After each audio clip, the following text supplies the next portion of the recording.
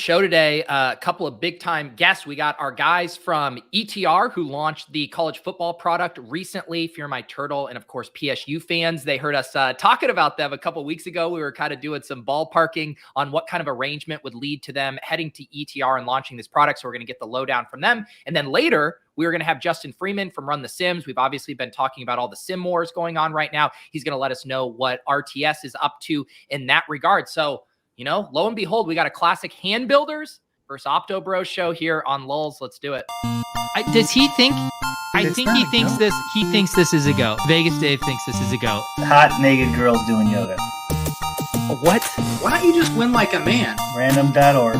Type in 1 for yes, 2 for no, and let the DFS cats pick for you. And I'm absolutely begging you not to dupe us. Please don't dupe us.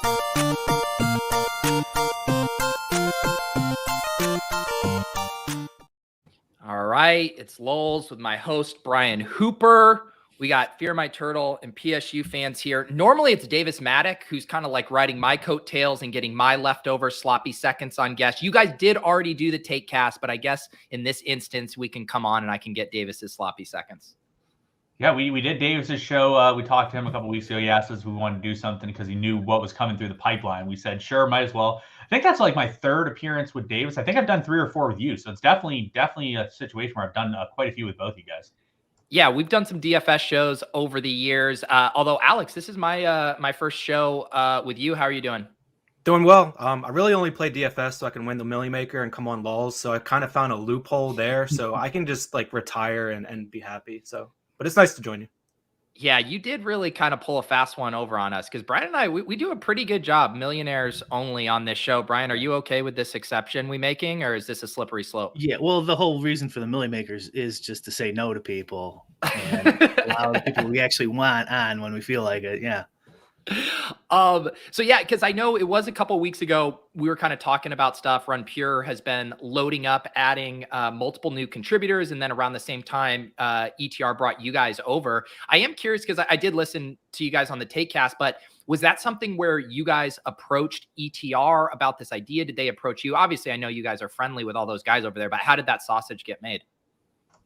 Yeah, like I've talked to people beforehand. Like I've done a lot of stuff with ETRs. Like I started in the industry, I don't know, 8-9 years ago doing stuff with Labs, which then turned into Action Network, which then turned into not doing anything for a while, which then turned into I did stuff with Established Run for XFL and preseason before. Then we joined Roto Grinders, where I still went out and did some stuff with ETR. So we've always been in communication with different people. And like you said, like we know quite a few people in the industry. So it's more so how things come about. But yeah, the whole thing was that started from a niche perspective was basically during the pandemic.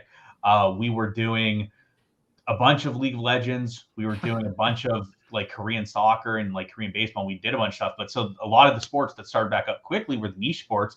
So we had the RG guys reached out to us like years ago during the pandemic. And they're like, hey, we think there's a opening in the industry for something like this. Are you guys interested? And they approached me. And so I reached out to Alex and him and I talked about it. And that's how it all sort of got started from there. Alex, did you guys consider trying to spin up your own site? Because that was obviously something we were kind of discussing of like, hey, you know, you can do this with another site. Would it be worth more to you guys to do it on your own? Clearly you guys saw value as being part of the ETR kind of distribution network. Yeah. I mean, we see massive value. It'd be tough to sell subs on our own, really. Like we think what we do with college football is really solid and fits in with the brand of what ETR does, trying to be the best at everything. So I think people trust the ETR brand, and that really brings in new opportunities, new customers for us, as opposed to trying to go out on our own. Yeah, and really that's something we had talked about. Like I was looking for a different arrangement, really. Like I think Brian alluded to on one of the previous shows, like we were doing a lot of different things with RG, and RG is under like a publicly traded company. Like resourcing is always a challenge in those types of environments. So like we were just looking for something different, evaluating all options. And when this opportunity presented itself, I think it was kind of a no-brainer, just with kind of the brand value that ETR is established in the community. Brian, do you have any follow-up questions? Any other burning ones that you've been losing sleep over since we were trying to ballpark some stuff before? Oh God. Well, I mean, I've got some questions you probably don't want to answer. Try them. No, I mean, I'll say like your speculations in the previous podcast, they're in the general ballpark of things. Obviously, we can't disclose specifics, but yeah, I mean, I think you're on the right track. What was RG compensating you? What were they paying you? I mean, a pretty decent salary. Yeah. Like you could support a family on it. So it wasn't necessarily a money thing. To me, it was a lifestyle thing. And that's one of the luxuries of actually running good in DFS and having some options open, is to kind of maybe take less money overall for like just like a better work-life balance. That was a big part of it. Yeah, some clarity with that is, I know you guys talked about it before and like the scope that we would be under. So I'll just give you an example, like a 2-week stretch that I had last year. So during the World Cup in the fall and college football season, so Thanksgiving week, there was like a 2-week window where they heavily overlapped. My day consisted of waking up at 4 a.m. to update stuff for the World Cup, and I stayed on my computer till 10 p.m. at night for 2 weeks straight. So I put in like 2 weeks straight of 18-hour days. And it was just, I was a zombie. Like I literally was not functioning as a human. I'm like, I don't know how long I can do this. But yeah, you guys talked about it before with like winning players, and like a lot of touts aren't winning players. But we are lucky enough to be in the group that has been a winning player. So for now, RG compensation was definitely enough where you could have that as your only job, not play DFS, and you are completely content. Similarly though, like over the last 5 or 6 years, like typically that is not the most of my income where it comes from. It comes from playing DFS, and the touting part is just a nice addition on top of that. Yeah, the element Chess is okay would be impressed by how many hours you were putting in there. And that is the other thing about it too, and kind of what we're going to be talking about the sim stuff. And a lot of times I asked Brian how he came up with a play or a lineup, and he says he pressed a button. You guys you're getting your hands dirty. The stuff you do takes a ton of like manual labor essentially to arrive at the stuff. And now that you guys are doing college football, right? I mean, how many teams are there that you guys even have to cover? Like I think of even like the NFL, and I get overwhelmed managing the all the injuries and the team depth charts. Like it seems like a gargantuan effort for college football.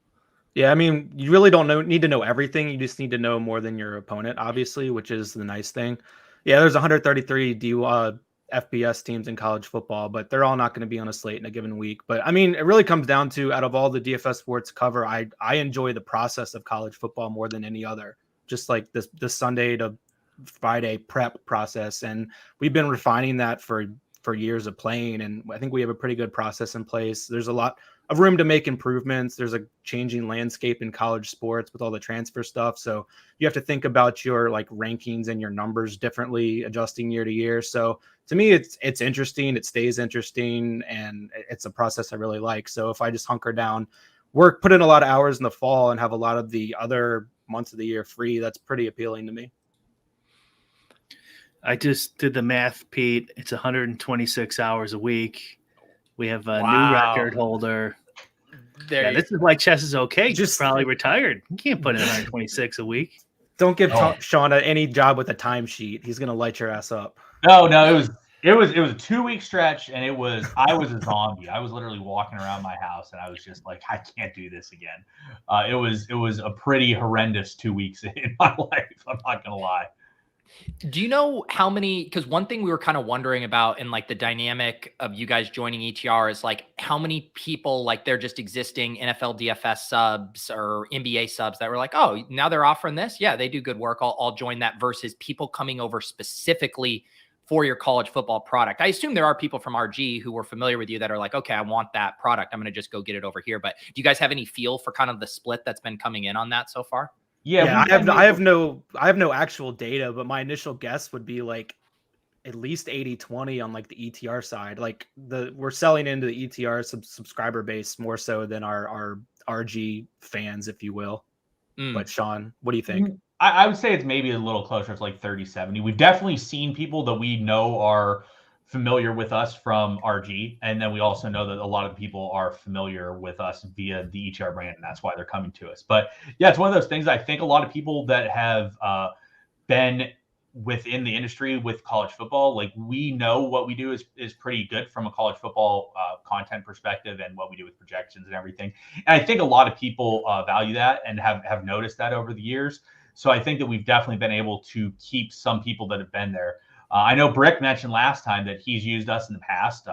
Hope to see him again. I know you made a joke that you're going to have to borrow some money or you're going to have to play preseason slates to get the funds up. So hopefully we see you in there. But yeah, like we're very, very care about what we put out for our customers. Like we want everyone to have good info. We want everyone to be able to utilize it. That said, obviously everyone that uses info can't necessarily put the pieces together with that info. So some people will obviously struggle with it, but other people we think will do pretty well. We've seen people utilize it well in the past a lot of the time. I imagine. Oh, go ahead, Brian. Pete's gonna borrow me some money, and I'm gonna sign up before football doesn't start till Saturday, I believe. So I'll be there. Football, Pete. I mean, college football. That is. I'm not sure how familiar you are with it. The way I do it, anyways, is you actually do have to be on these Discords, and like. I would never post because I'm too big time, but I would troll you. I'm kidding. But I would read all your guys' posts on RG and stuff. And it's tough. You can't do like the old 2017 DFS aggregate projections, in my opinion, because it's that info is really important in college sports where, like, Pete, you probably have a really good idea how many carries Rachaad White's going to get, or something like that. Not even you, just like just anyone, who's a football fan. And not in college football, like there's a lot of who's even going to start at QB. And like the backup QB might be a guy who's projected pretty well. Like it's like, I mean, there's no way I could pay attention to that much data. So like, I just do my thing, and then I see who I'm getting, and then I look at like all the question marks that they talk about in the Discord. I don't know how you guys are going to, I'm assuming you guys are going to be in ETR's Discord doing something similar like that. So like, I'd be surprised, like Alex was saying, 80-20. I wouldn't be surprised if it was more people coming over, because you can't just like aggregate the projections and then like these guys don't know the backup QB is going to start today, and these guys do. Like that's not how it works. Like in the MLB or some one of the major sports where news is more accessible, at least in my opinion. Yeah, I mean, our what we try to do is just like present the scenario. This is the information we know. This is what we think. We're not going to know until kickoff. You have to make your own decision based on these factors. So, like you said, like the projections, the number, it may not change, but you need like providing the context of how it could change is a big part of it. So yeah, definitely a different animal than NFL. Yeah, I'll give a good example with it last year. So last year at the end of the year, there was a Georgia Southern game at the end of the year, and their receiver was 3K, Stoneman. The last 3 weeks, he had 15 targets a game. So obviously that's going to be a great play at the Stoneman because he's just going to produce. And on Saturday, I had the Georgia Southern pregame radio show on. And actually, shout out to Bruce from Run Pure. He also did. But so anyways, they announced on the pregame radio show that this receiver was not going to play. It was nowhere in the industry. And the guy ended up being 60% owned. And then there ended up being drama later that people were complaining it didn't happen. So Scorpion McScorp asked, why should someone pay $350 a season for college football when a lot of the info is free?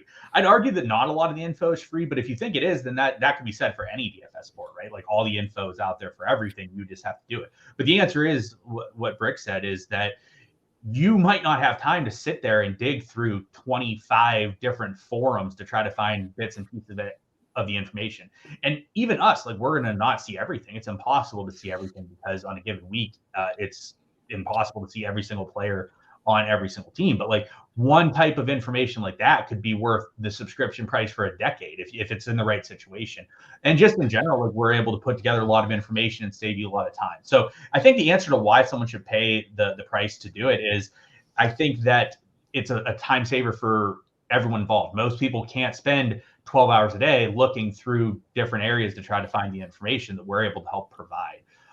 So I think that's one of the good reasons why it's worth it to pay that type of price.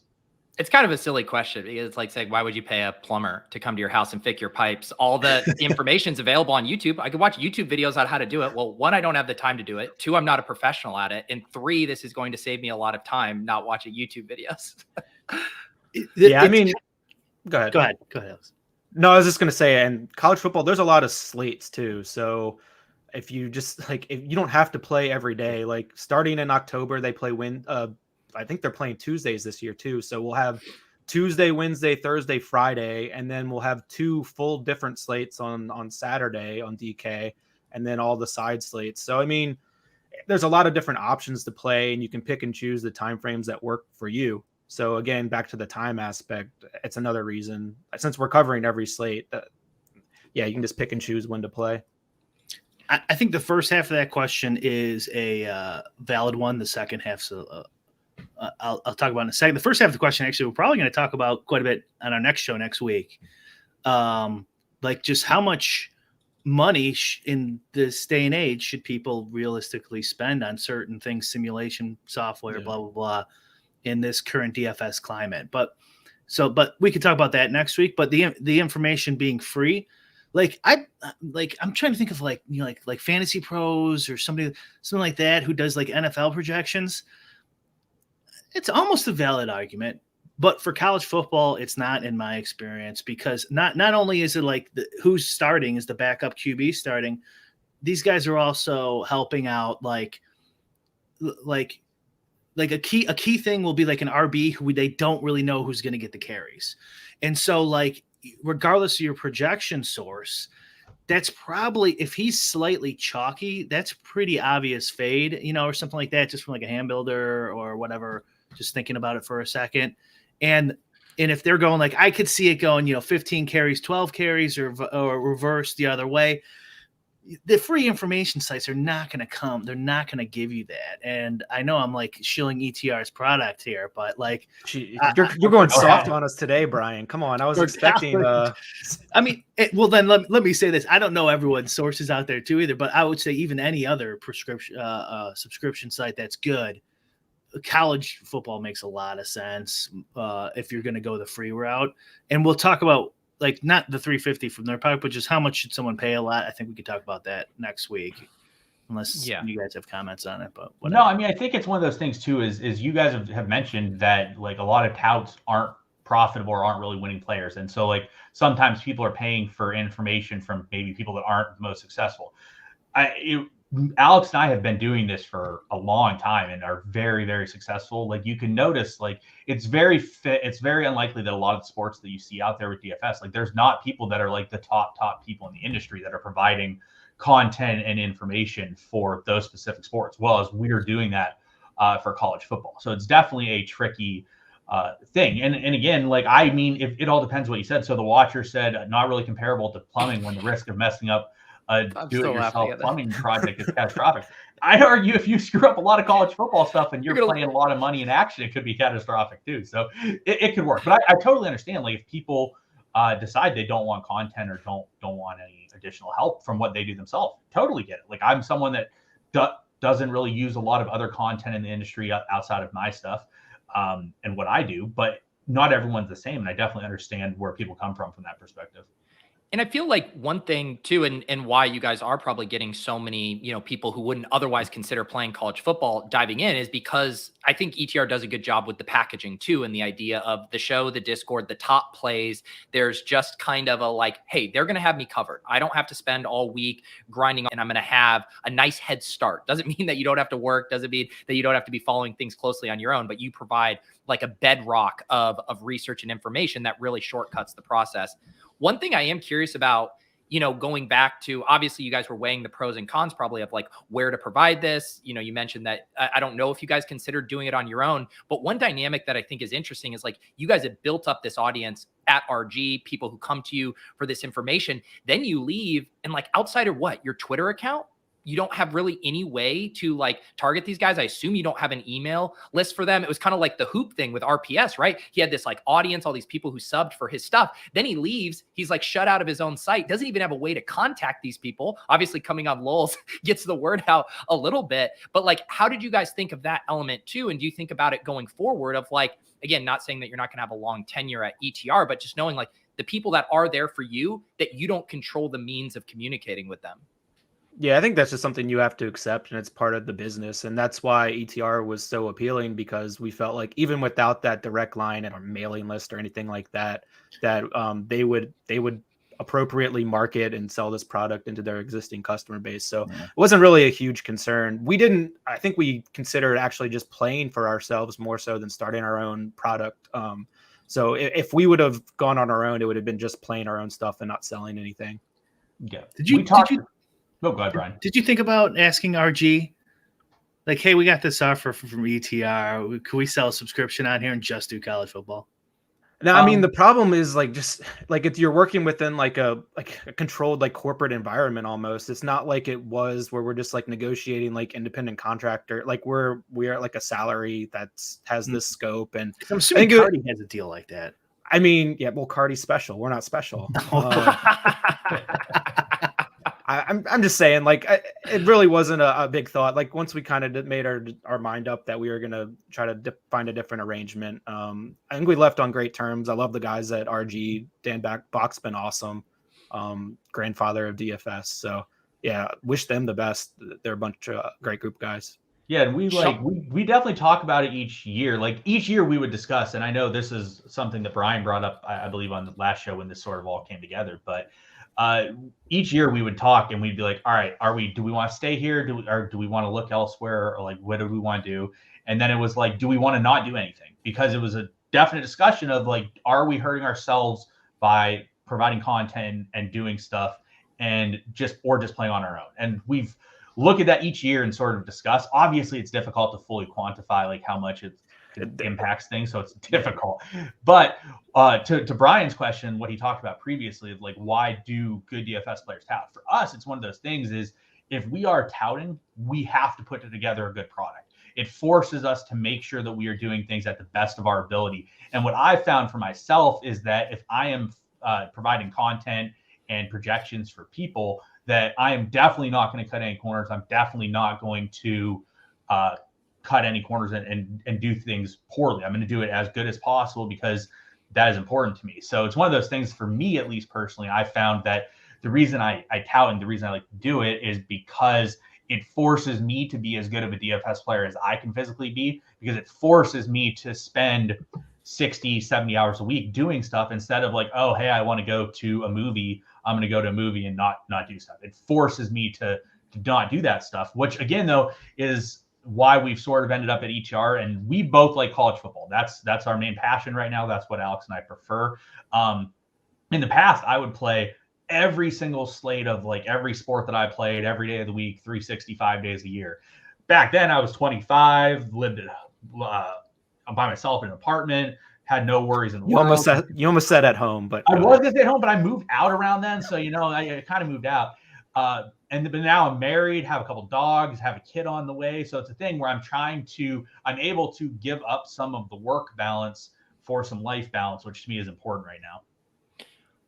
I assume like with your guys' arrangement, like you have upside incentives, right? Like the more you sell, were there ways for you guys feeling like more invested in it versus, because when you talk about like the lifestyle stuff, a lot of times I feel like that always dovetails with like a floor and like a safety and feeling like, hey, I'm going to get this, I can expect this. Or is like your guys' compensation completely tethered to how many subs you sell? Yeah, so our previous compensation with RotoGrinders actually changed. At the beginning, we were on like a rev share. I think maybe it was a full rev share, maybe it was a rev share and salary. And then we turned into like full-time employees because they wanted to bring us in fully under the umbrella because of the way the corporate structure was working. And then with like ETR, it was sort of a thing where we were able to tie in a bunch of best worlds that fit in with what we were doing. But so like instead of me having to sit there for 2 hours a day doing League of Legends stuff, for Alex to have to sit there for 2 hours doing soccer, Alex having to sit there at like 12 a.m. on a Tuesday night waiting for DraftKings to post a tennis slate.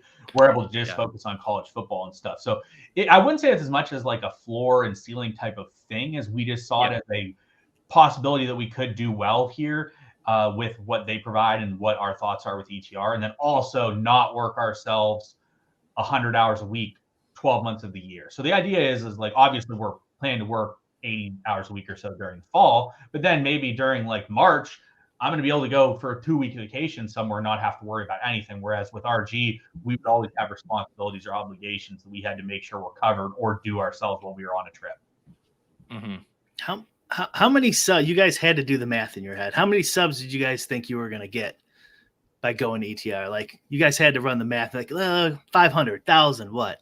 I mean, I thought it was an extremely wide range. Yeah. I was like, there's a potential it could totally flop. There's a potential it could actually way outperform what we think. So, I mean, I thought that the range was humongous. So to me, there wasn't much. Yeah, it was a total unknown. Like, we're going to find out whether like a single sport like niche offering is viable in this market through this kind of experiment. But no, we'll see. Your guys' range was like 150 to 250. I think that was something like that. Our range we thought was higher than that. Yeah. We were pretty confident our range was higher than that, but like Alex said, the range was really wide. And we really had no idea what it was going to be because we don't know the ins and outs of the ETR world. And we also don't know exactly what we were having from purely college football people at Roto Grinders, because the way that it was packaged at Roto Grinders, it makes sense to have everything and not just like college football. Did they tell you how many subs they have for all their other sports and stuff like that? I don't think so. Did you guys negotiate at all? You guys any information at all? Of these well, I had like I've done preseason with them before, and I was familiar with like how many preseason subs they had, so I was able to like be like, okay, if they had this amount of subs for the preseason, college football season is bigger, but also weirder because it's longer. So I was like, I don't know exactly what we can get, but I was at least able to, because I don't think the NFL product is like a good comparison, right? Because the NFL product is NFL. Whereas like preseason, I thought at least had some comparison. So we were able to think about the preseason numbers, but then we're sitting here, like we started it, like we opened it August 1st. So we're sitting there like the end of July. Alex is like, he's like, what's your thoughts going to be if we have like 25 subs by August 30th? I'm like, I'm going to be a really depressed individual if that's the case. Right. So, well, one thing I think I was trying to hint at asking about like how your thing is structured is like how incentivized you are to market on your own. Because both of you guys have a Twitter, but I don't consider either of you like prolific Twitter users or like, huge marketers in the way we see screenshot marketing in the space. So I'm just wondering, like, we see what JBFC, right? He joins Run Pure, used to just, kind of shit post, and now it's Screenshot City because like clearly his deal is incentivizing him to get subs on Run Pure. Is that the case for you guys, or is your thing just set up, hey, we're going to let the ETR monolith do the marketing for us? Yeah, I mean, they have professionals at ETR that do these things and they're very good at it. To me, I'm just going to let the consistency and the quality of the product speak for itself. And that's what we kind of always have done. So yeah, I'm never going to be one of those guys that it's going to sit there and beg for people to sign up on Twitter and post screenshots. Although Sean makes me post them sometimes. I do. Well, yeah. Well, so to answer your question, though, the answer is yes. If we did screenshot and stuff, it would be better for us, right? But I'm not going to do that. Like, I'm just not going to sit there and screenshot everything that I do. So Alex won the College Football World Championship last year, and then won what was the equivalent of the College Basketball World Championship. So he won both. And I'm sitting there, I'm like, are you going to post anything? He's like, no, I'm good. I'm like, I think you should post this. So I have a strict rule for myself that is like, I won't screenshot anything over or under like, I don't know, 25, 50K or something.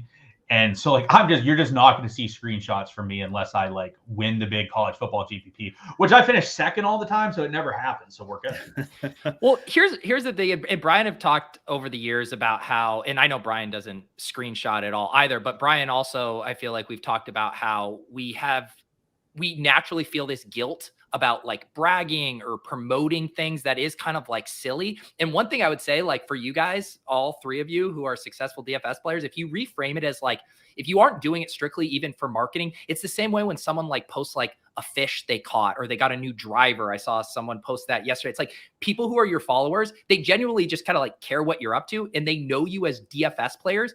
And even Brian gets tagged in Lowell's Discord. Congrats on the hit, all of this stuff. Like, people get excited to know. So almost even just as a PSA, just like letting people know, I do think we gotta, you guys can, not beat yourselves up so much with the screenshots. Okay, I'll let my hair down this year. So thanks for the pep talk. Yeah, exactly. Brian, any final words here before we bring Justin on? Yeah, PSU mentioned he's a really good winning player. Are you good enough that former DFS pros would owe you money? Ooh. I am going to. Here we go. I'll leave it this. I definitely have heard things about certain situations like that, and can confirm that certain people do not owe me money, but I have done stuff with certain people in the past, and I was always promptly paid.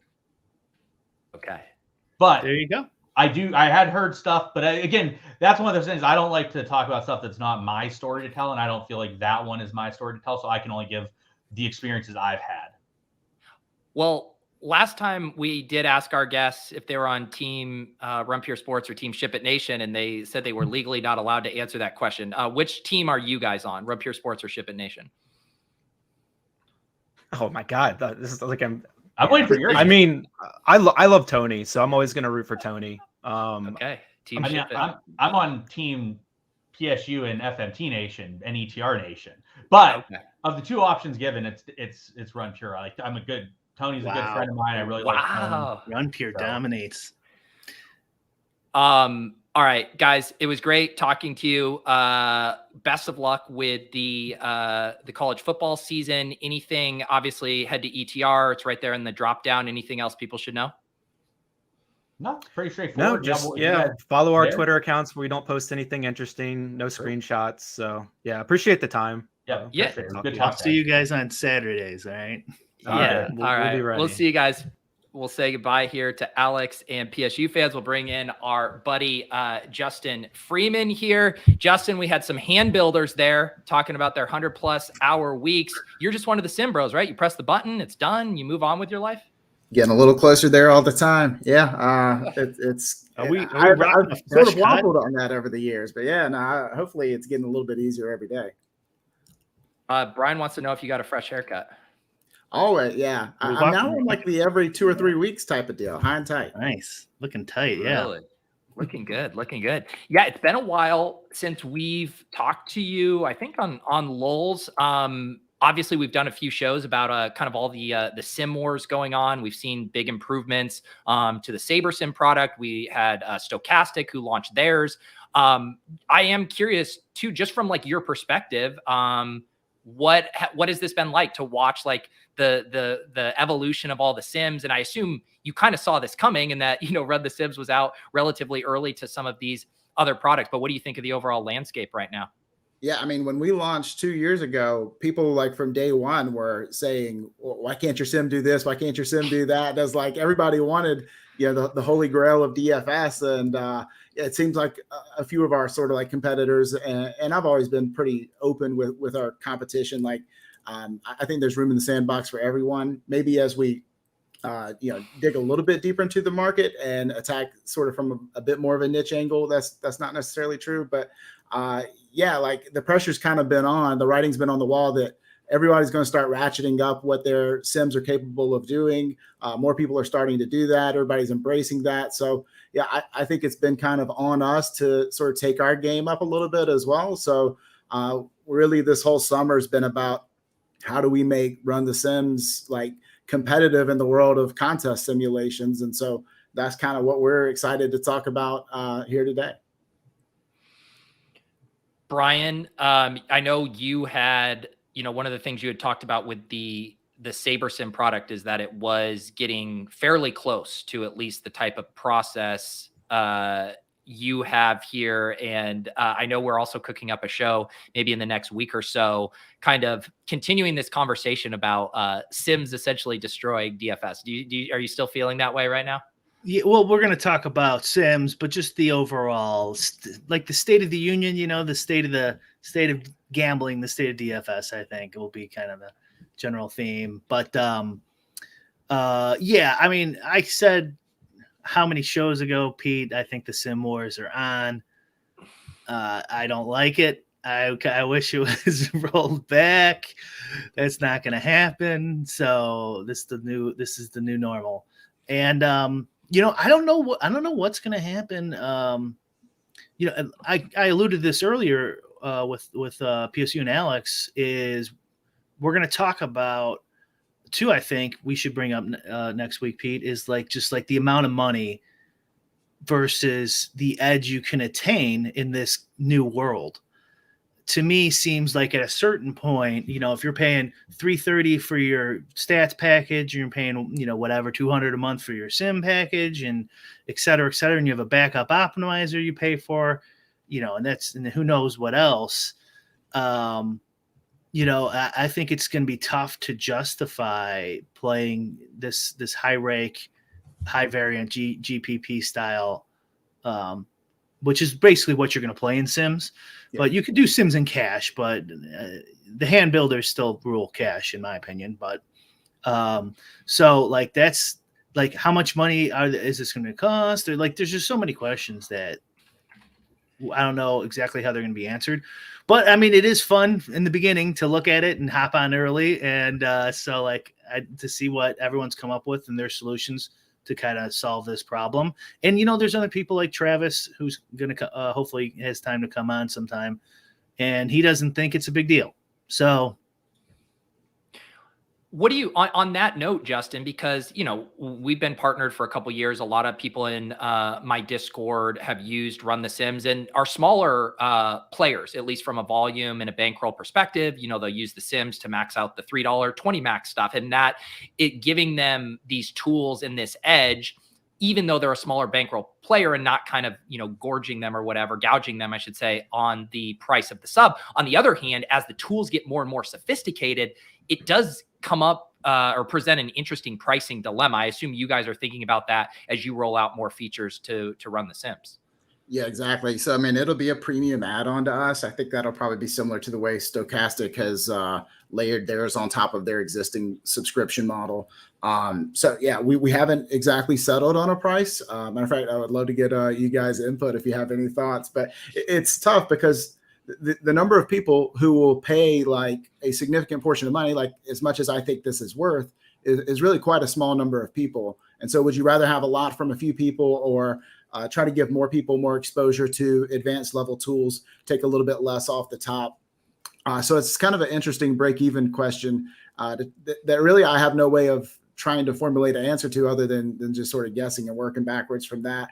But yeah, it's like, for a while, it seemed like the lay of the land was that all of the big sites sort of had their finger on the nuclear button and wasn't sure who was going to fire it off first in terms of offering these. I think the capability to offer these has always been there, but there's just like an ecosystem question at the end of the day. But I think the toothpaste is sort of out of the tube with this, and now it's just a matter of everybody's got to put their best product forward. Can I say I have just a slight disagreement? I don't think they all knew how to do Sims properly. I think they hired some folks who knew how to do them, and you could tell like the variation in products and stuff about who probably had a little more expertise than others. Small disagreement, but maybe noteworthy. The price, man. I don't know. I do not know. Are you doing full classic and showdown, or both versions? It is. And so the way ours is set up now, it's kind of this like, I guess what you would call like a balanced strategy in terms of like what we're going to do is we're going to give you access to 10,000. Let's do classic, for example. We'll run 10,000 simulations for you and generate the optimals off of that. So whereas I think some other sites are having you populate a dummy field, we're going to populate the dummy field for you with these optimal lineups. And so they're all like legitimate lineups that all would have won, a GPP as the best possible option, at least once out of those 10,000 times. And then we'll run those through 1,000 new sims to see how they do competing against one another. So that's that like balanced strategy. It doesn't necessarily reflect ownership, which is obviously a super super important angle layered on top of that. So hopefully we'll get to that some point in the middle of the season, being able to offer that where it'll adjust for ownership. But so right now it's going to pit them all against each other. We use like a smooth payout curve and a few different options to choose from there, and generate the EV when they all fight up against each other. How often does each one finish in the top 0.1%, that sort of thing. And so it's going to give you a lot of data points to make decisions. Filter out lineups you don't like and that sort of thing. But yeah, we do 10,000 of those for classic slates. Last year we only did 500 and we didn't even give you the lineups. And we'll do 50,000 showdown sims this year. Last year we did 5,000. So it's a 10x boost in terms of the number of sims. The computing power we're offering this year is like absolutely out of control in terms of how many sims and the layer of detail that we're getting into. It's pretty intense. One thing that I think is interesting about the Sim Wars, right, is there's two levels to it, right? There's the quality of the Sims itself, just base level, how good is this? And then there is the product version. Like, how easy is this for people to use? How technical it is? That was one of the things about the initial stochastic one where they're like, this is pretty powerful, but man, you have to like project the entire field yourself to actually use this in a way. So like, how do you think about that? Because you've been working on the product side for a while. You guys have had a lot of time getting customer feedback, knowing how people interact with this stuff. On the other hand, you've had to have been thinking, how do we actually make these sims better? And then how do you marry that? How do you get that to a product level that's actually digestible for the user? That's exactly right. Those are humongous obstacles. And it's, probably one of the main reasons I didn't do it last year was because I couldn't quite figure out a way to ensure that everybody wasn't like duping each other and playing all the same lineups and that sort of thing. And I think luckily we've kind of stumbled on a solution that solves for that. Every time somebody reruns the Sims, they're going to get fresh sets of lineups. Like the original idea was you create these dummy fields and they're kind of static and they sit in a database somewhere. And then you can compare, sort of a inserted group of lineups against those. But then everybody's going to get really, really, really similar results. Now you get fresh Sims every time. Showdown, it's still maybe a smidge of a dupe problem, but you're going to get a lot of data points to help you make that decision that I think will keep people from stepping off their toes. You have different levels of sort of risk tolerance from different types of players. You'll see that like there actually is a little bit of value from some relatively chalky looking lineups in Showdown because of how high the min cash equity is, something I was not really looking for when I got into this. It's like it's gonna hit that 25% min cash line 45% of the time or something like that. It's akin to playing like a cash game with upside or something. So I was a little surprised with some of the results. But yeah, there's like still going to be a million ways people interpret this data. Some people just print the top 50 lineups and rock and roll, or 150 or whatever they're playing. So there's still a lot of functionality and a lot of flexibility. And you can still like control all the knobs and levers that you've always been able to do on Run the Sims, which is like, you disagree with us about target share, you disagree with us about, who's the starting running back in Chicago, go for it, knock yourself out by projecting that out however you want to. You'll get lineups that bubble up that resemble the ones that you'd probably be wanting to be playing.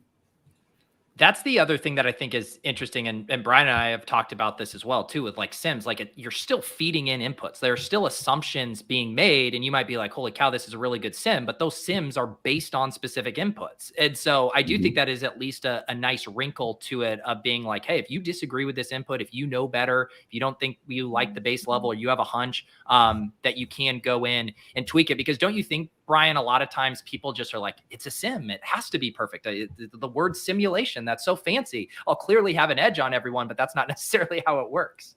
Yeah. The Sim Wars have kind of proven the tape bros right, or, the guys who are doing their own research, whatever you call them, Pete, because hand builders. Hand building is a little bit different. Like you're making your lineups yourself, but you're not making you don't have to necessarily make your own projections, Yeah. I'm saying the guys who are like, bottom up, making their own projections, okay, watching the tape and figuring out, how many snaps, charting plays, et cetera, because they also have, I don't know if you have this, Justin, but they have the post-lock contest sim review on these, on the other sites. Yeah, we don't have that. No, you don't have that. Okay. Well, I'm not saying you necessarily need that, but like what it shows is related to this topic that anyone who's ever worked with Sims knows is that the projections rule the lineups and like the post lock EV and who they think was good and who they think doesn't. And this is, we talk about this on Twitter quite a bit, where if you use your projections to review the field, it's going to show you as quite good because you did what you were supposed to. Now, it isn't necessarily going to put you at the top because there's a lot of interactions going on in a DFS GPP. But if you use stochastics, then it's going to look good in their post-lock sim, but it's going to look bad in Saber Sims one, and vice versa. And if you try Cardies, you might look bad in both of them. You might look average or something in it, and it changes. So that just goes to show you that if you can get an edge on projections, even in today's age, it's probably something worth pursuing. But somebody mentioned way earlier in the comments, but I didn't want to interrupt Justin, and they said brains are more important than sims. And I just there you go. I just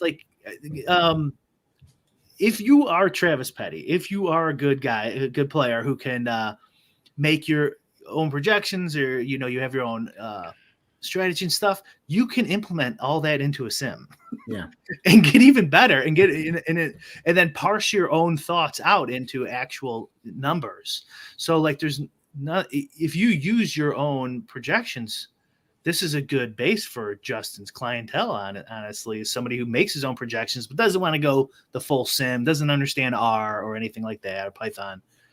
And then you could sign up for these sites. So it just helps you. Yeah. And you're exactly right. It's garbage in, garbage out. It always has been, always will be. And I know where some of the weak points are in our current sim methodology. We're trying our best to iterate through and make them as seamless as possible. But there's gonna be things that you're not accounting for. One thing that comes to mind is backup quarterback. I have no way currently to say I don't currently have an injury flag in our sims that says there's a 0.1% chance that every time Geno Smith drops back, he breaks his ankle and it's Drew Lock-in for the rest of the game. I know I could add that. It just hasn't been a priority Have you yet. considered hiring Siege to maybe kind of tackle that backup quarterback angle for you guys? He's looking for a job too. We're working on it. Maybe I'll find him on Upwork before it's all over with. Somebody's got to hire Siege. Come on. He won't follow me. The man refuses to follow me on Twitter, but I still support Siege being hired. Sorry, continue your thought. I have done the injury stuff. You gotta brains over sims. I'd say a brain's not scalable in the way that a sim is. A sim's going to take what's in your brain and calculate it out in a way that's super objective and helps layer in all the nuance that are probably also inputs in your own brain, and bring it all to the surface. And if it cannot do that, then that's simply a weakness in that particular sim, and that's one that will iterate and get better over time. And so exactly. So they could say, well, I do this one thing with my lineups. It's well, then you could put that into your process if if you're coding yourself or hire somebody. Yeah. So there's pretty much nothing you can't do with additional code. I had something to say too, Justin. I forgot what it was. What were we just talking about, Pete? It's probably talking about the injury. It was the injury backup quarterback stuff. Yeah. I've done that before with some of my personal sims on giving injury feeds. If they're all equal, running backs have all the same chance, it doesn't matter. So you'd have to make judgments on injury choices to really influence it. And if you said, let's say there's a 4% chance every running back gets starting running backs get hurt and stuff like that. It basically it worsens the chalk just slightly. But if you don't have some sort of process for determining differences in injuries, you could do it you expect quarterbacks get sacked more frequently. So then there's a higher likelihood that they could hurt themselves, stuff like that you could put in there. And so that would matter. That does matter. But if you're just going a blanket, 1.7% injury chance on all RBs, it doesn't matter. In my experience. Yeah, the maybe better example of where there should be a fork in the road in terms of what the sim does is like a fragile RB room where, take the Bears, for example, like if we think it leans a little bit to Khalil Herbert, but it could be Deontay Foreman or it could be Roschon Johnson, and you'd rather it just pick a guy, but interchange who that guy is with some degree of like proportion. That's something that's not currently happening with us that I'd like to see us get into, is adding some of those fragility if-thens into those situations. We currently don't have a really good interface for being able to offer that type of flexibility to a user. So while I can like code it up on sort of our back-end sims, I can't give like too many ifs and thens to a consumer to go in and make their own rules, if that makes sense. Mm-hmm.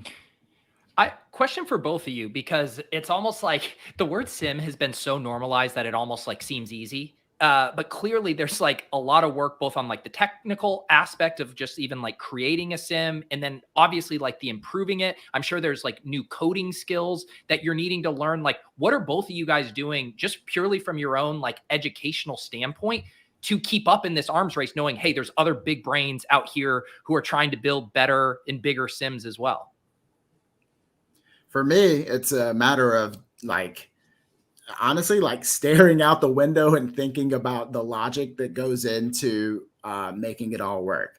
Because the second you think you have like sort of one method figured out, you realize the weaknesses in it. And there's no perfect way to go about doing it. You plug a hole over here, you create a hole over there. So mostly it's like it's taken me 2 years to think of how to do it this way. And so it really is tough. But I mean, other than that, like I've learned to learn how to read a lot of our code a lot better than I used to. I'm not the one actually going in and typing in the script and everything, but luckily with me and ChatGPT, we've been a pretty good combo of figuring out exactly what's going on. And I think like, you talk about skills and the next economy and that sort of thing. The ability to like clearly articulate to a coder type person what exactly you want to accomplish is a really difficult thing to execute. And that's always going to be a problem, especially if that person's not intimately familiar with football or Sims or whatever it is that you've got. I'm sure Brian's probably going through that too, where it can be tough to communicate this idea that seems really clear in your head to some other person who doesn't know it as well. Amen. that amen sounds like a man who has gone back and forth over email and messages with coders and run into a few dead ends. Brian, is that correct? Oh yeah, I got a comment on our boy Travis in the chat. Yeah, the man he's just like, he wins all the money and then he calls everyone stupid. It's such a good life this guy leads. Shouldn't Petty though, if Petty's team brain over Sims and Sims are only going to get you so far, shouldn't he be championing the Sims movement? Get everyone using Sims. Yeah, there you go. Can we get him as a paid spokesman? That'd be great. That's exactly. I mean, it is funny though. It's like we can only come up with like how many Travis Pettys of the DFS world are there that can actually pull this off and win a battle against the Sims in that specific contest that they're playing. Yeah, I mean, like you think about like MLB, right? Like, can anyone beat Cardi's numbers? Like, I mean, maybe Cardi's a complete charlatan and he doesn't know anything about stats and he's just making these numbers up every day. I highly doubt it, though. I think like he's been spending 10, 15 years working on one system to try to predict the numbers in baseball, and so like, I don't see how you can. I mean, I have a lot of experience in this, and it's like I'm like, what kind of edge am I gonna get? I'm not saying the edge wouldn't be worth money. It is clearly, like I said earlier, the Sims shows that. But like spending all that time to beat these guys, like we got PSU putting in 126 hours a week, people. Yeah, one thing that you mentioned, can you beat Cardi's numbers? I was listening to Blender had Peter Jennings on his podcast the other day, and I was listening to them, and he was talking about people getting overconfident with an edge in the sports betting market, specifically with like an individual player prop projection, because they're like, hey, I'm using Cardi's number and like it's showing just immense value here. And they were both making the point that in the same way a sports book that has a whole buffet of offerings, they have a large surface area and they can't give their intense focus to every single line. Cardi also has that issue with his projections. Like the MLB player pool, that's a large surface area. And they were basically making the point that there's probably just as likely of an error in his projection system on that one specific input or whatever that is showing up and showing value than it is that the market is entirely wrong. And I think it goes back to that thing of just projections in general, right? Like you can have good projection sets on the whole, but there are probably blind spots. Someone might not be factoring in quarterback injury rates as much as they maybe should be. And then that can just the smallest bit of value because everyone's in just like hyper edge seeking mode. And I've done this with like ownership projections. Like this guy's only gonna be 6%. Like I'm going to windmill him in and then he's 10%. And it's an awful play, you know? So like, I think we get overconfident with some of these inputs because it's like, holy cow, there's the edge. Let's go get it.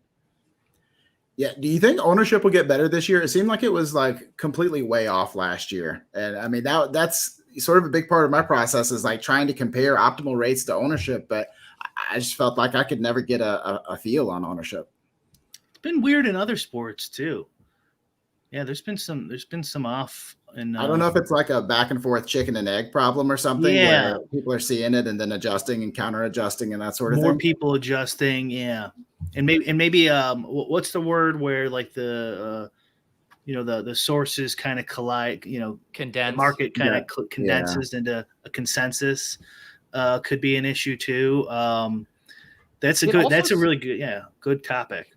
It also seems too, and I know ETR has talked about this year, and I don't know if they've announced if they're going to do it officially or not, but having 2 different ownership sets for basically like smaller field, higher stake stuff, and then the large field. Because I know when I pull in my stuff and I'll look at Osimo's, ownership stuff compared to ETR's, and it's wildly different because I can tell that the finessing done by ETR is more a little bit on the steam, on what the industry is condensing on. There's a little more, art to it. Whereas I can always tell by Osimo's, this looks like large field, milli maker, automated. What are people getting spit out from their optimizers? And there's always pretty big discrepancies between those numbers. And I do think that always like influences too. And it is that thing of the out leveling, right? Where everyone gets anchored to that initial batch. Holy cow, this guy's going to only be like 22. And it's like, that was literally just run off of an optimizer algo predicting what it is. It doesn't actually represent how the field is going to react to it.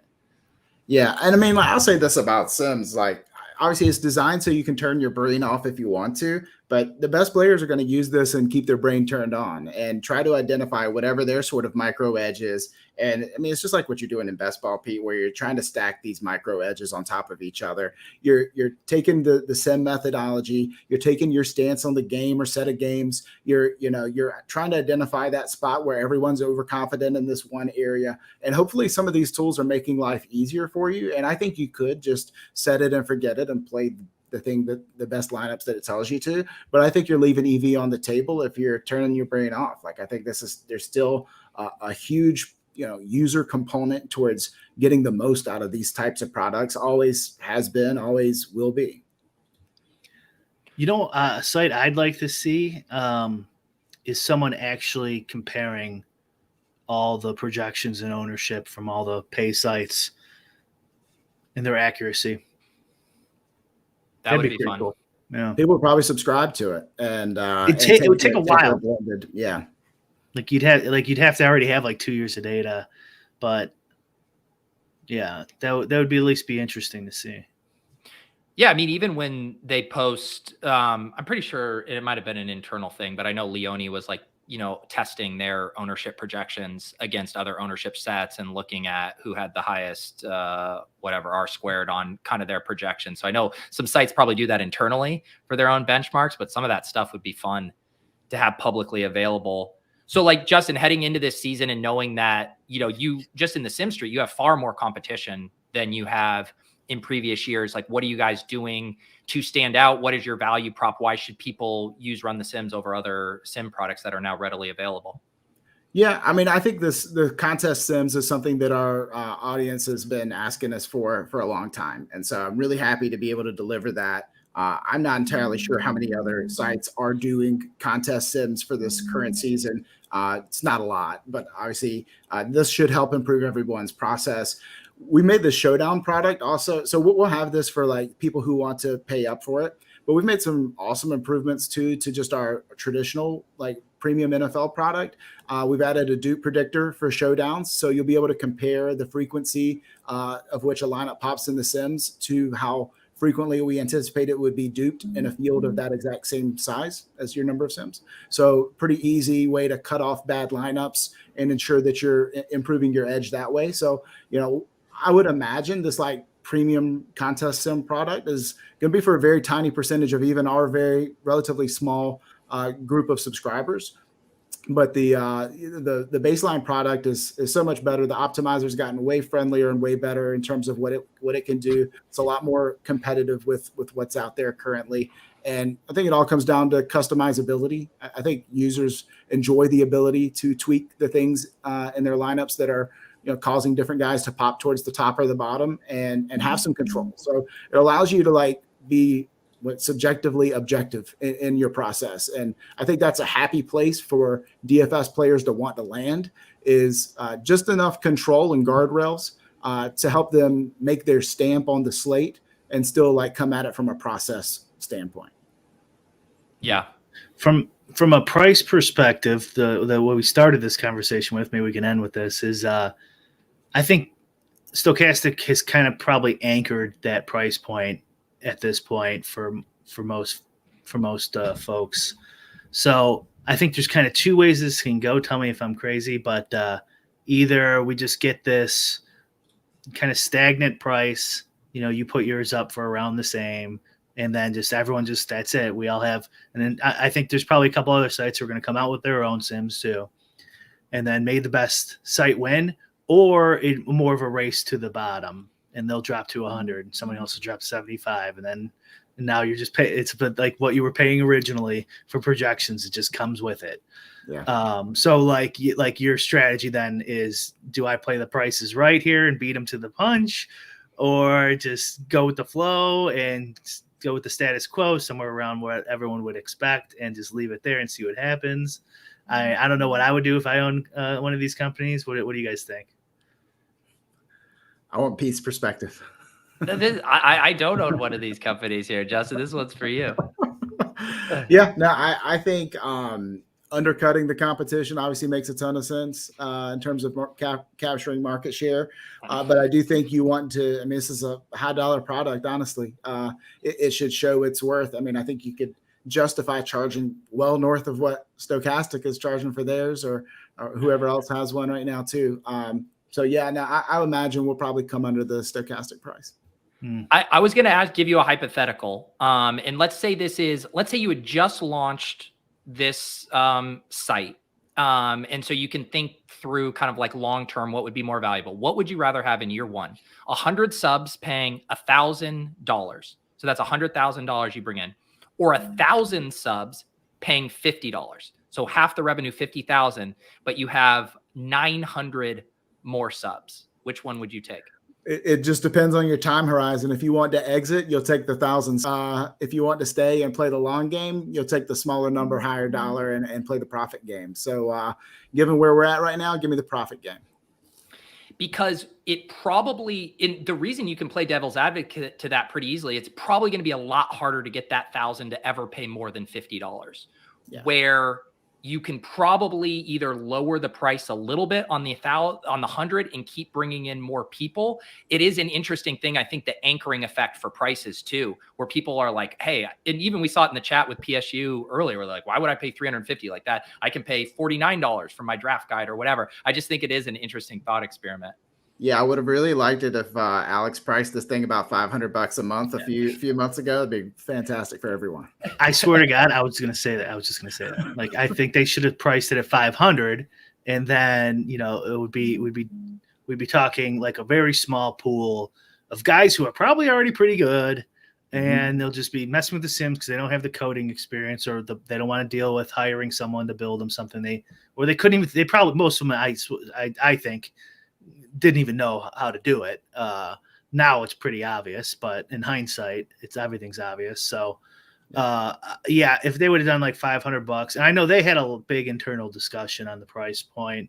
So, like, man, I don't know. It's tough. And like, we're going to talk about maybe next week again is like, at what point, like, can you even realistically expect people to buy this product when there's so many sims out there and you add in all the costs now associated with getting competitive info? Right. It's getting harder and harder to make a living doing this type of business. I mean, the big companies are getting a little bit bigger, and it really is like I'm feeling the pressures, sort of like market pressures, a bit more now than I did when we were launching. And it's tough. It's tough to know exactly what do you want your stamp on the industry to be. And I think for right now, we just want to keep making a really good product to what's probably a pretty hardcore user base. Like that's who we've always been, is catering to like that 90th percentile and above type of DFS player. And I think that's who we'll continue to be. I mean, I think I've said this before, but like for the sites too, and in a perfect world, it's like even non-sim stuff, right? Just like purely projections. So like someone like Brian, going around and kind of aggregating if he's pulling projections or wants to see ETRs. Like ETR in a perfect world would probably charge Brian more than they charge like an average person who just gets like their draft guide or whatever. Like they know how Brian is leveraging and using these, because like in a perfect world, how it would probably be if there was a way to match it to your DFS volume. So you scrape all the FanDuel, DraftKings, all of that, and be like, Brian's playing X amount of entries.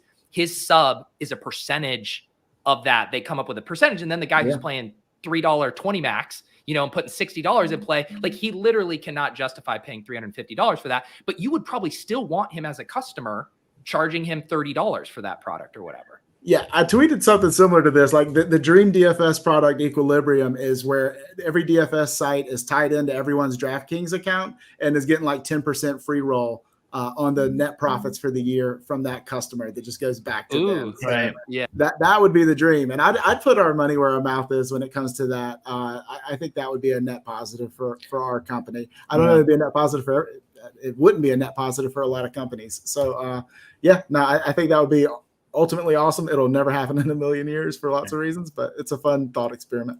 I think the real another solution would be DraftKings needs to lower the rake significantly. Again, things that'll never happen. And everyone can all rally around, right? Yeah.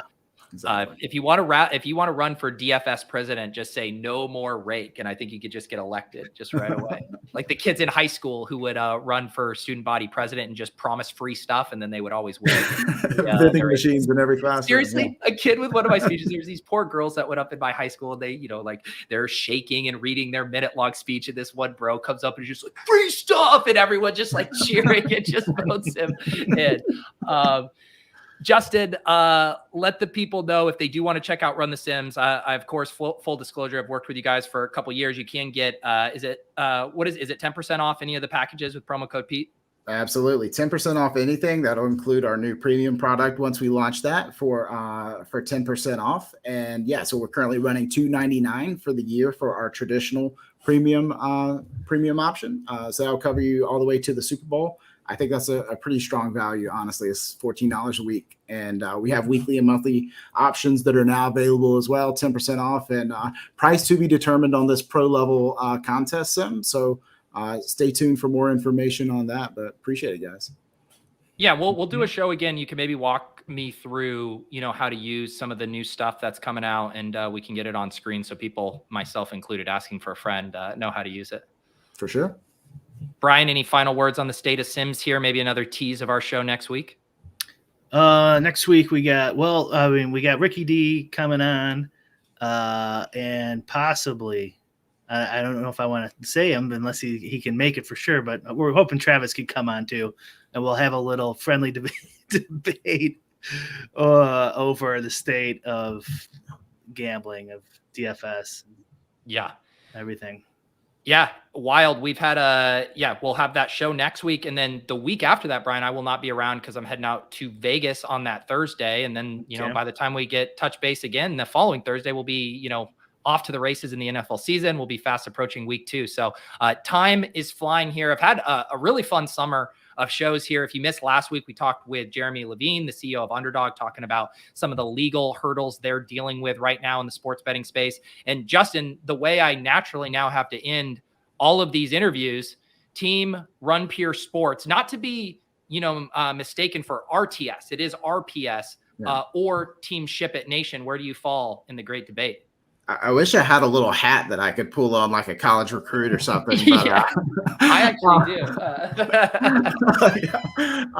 Nah, man. Run the Sims is officially a member of Team Ship It Nation. Okay, here we we're go. planting our flag in the sand, tying our wagons to Tambo and Hoop. I had a good chat with those guys the other day, and they're going to be using our stuff on their Showdown streams. And so we got a nice little partnership brewing. Excited to announce that. So you couldn't have teed me up any better than that, Pete. That was almost like yeah, just make sure you use it promo code Pete, not promo code Ship It, though, if you're watching this show. Exactly. All right. All right. Appreciate you guys hanging out in the chat. Thanks again to PSU fans and FearMyTuttle.